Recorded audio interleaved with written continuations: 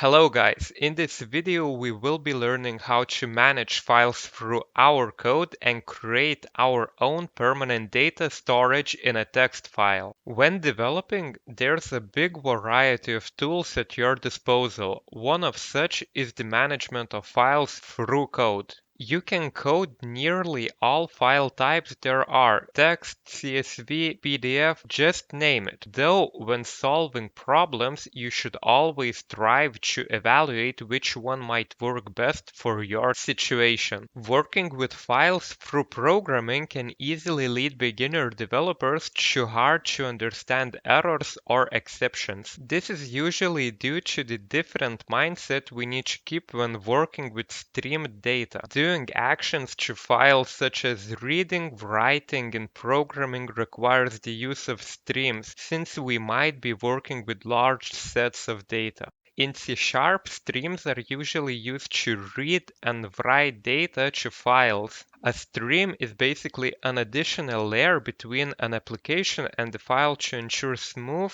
operations done to the file. Most use cases for streams include chunks of data being transmitted to an application in a manageable and safe way by breaking down big data files into smaller, safe chunks. In the provided animation, we can see how a file is our source and how our stream, shown as a pipe, handles broken down data packets to smaller chunks and sends them to our application to process. With this information, we can get a better sense by seeing an actual practical example in code. Enjoy and have fun!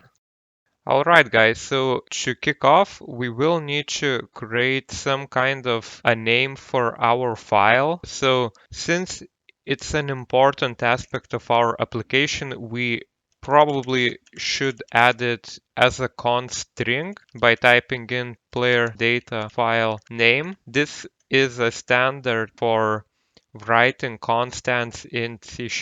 You might find something named like this in the wild, but usually this practice is more open if we're talking about C# development. So I would suggest you to keep format like this. Basically, each first letter should be an uppercase, and then we can call our file player data.txt. This is just a string, and you shouldn't focus too much on this part because we will be just putting this to other parts of our functionality for file creation.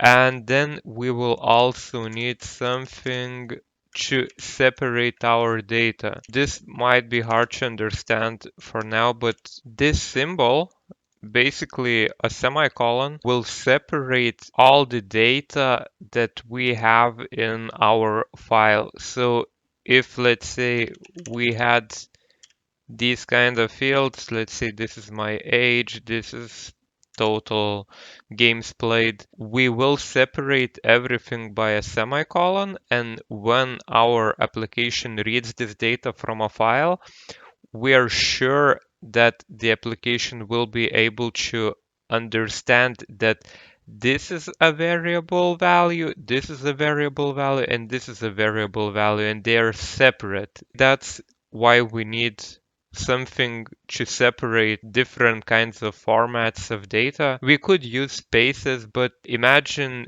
that if we kept favorite card as a data field in our file, and we try to separate everything like this by a space, our application would find three separate values for this one. Basically an ace of hearts, and that's not what we want. It's a lot easier to navigate and separate everything by something used less frequently in strings.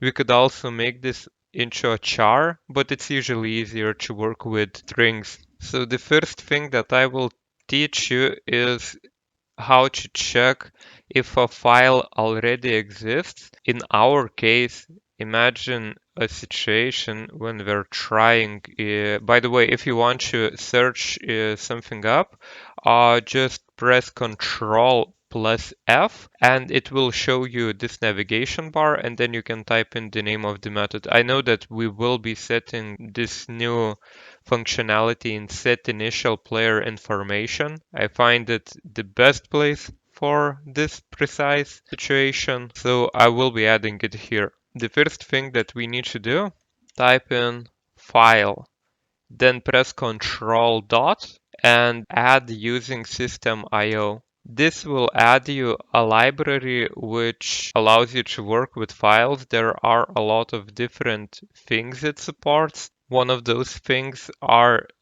methods such as exists, and we need to check if our file already exists. So we named it playerdata.txt. We know this is a text file.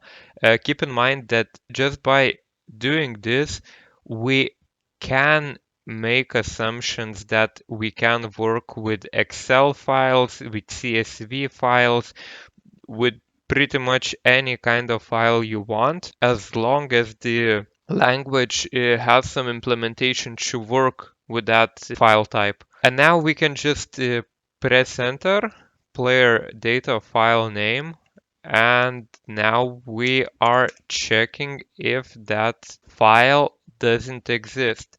So we added an exclamation mark to notify that this is a not, this is a false statement. And this method basically checks if a file exists with this precise name. And well, if this file exists, for now we can probably put all of this code block by selecting it and pressing Control X to cut it, and Control V to paste it over here. And then we can handle a situation when that file doesn't exist. So we need to do a few things to create a file. This is the first time that we will be using something called streams. So to explain to you how streams work, basically when we have a stream, you can imagine in real life situation that we would be using, let's say, a car, and we would need to get some fuel for our car, and we would go to a gas station, and we can go to one of the stations and put the jet inside our car. Basically, the fuel will go only in one way with only chunks of the fuel.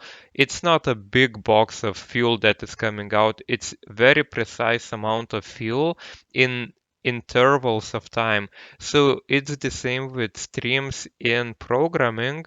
Basically, streams are an implementation to handle big amount of data in a very safe mannered way and a very controlled way.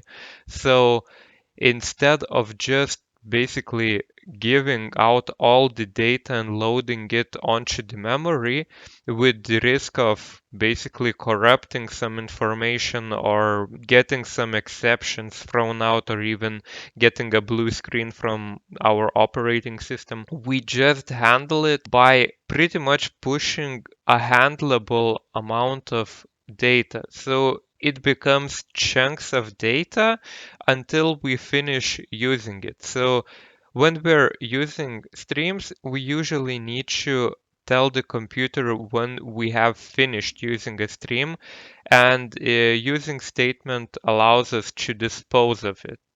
Disposing is basically telling the computer that we are finished with loading the data.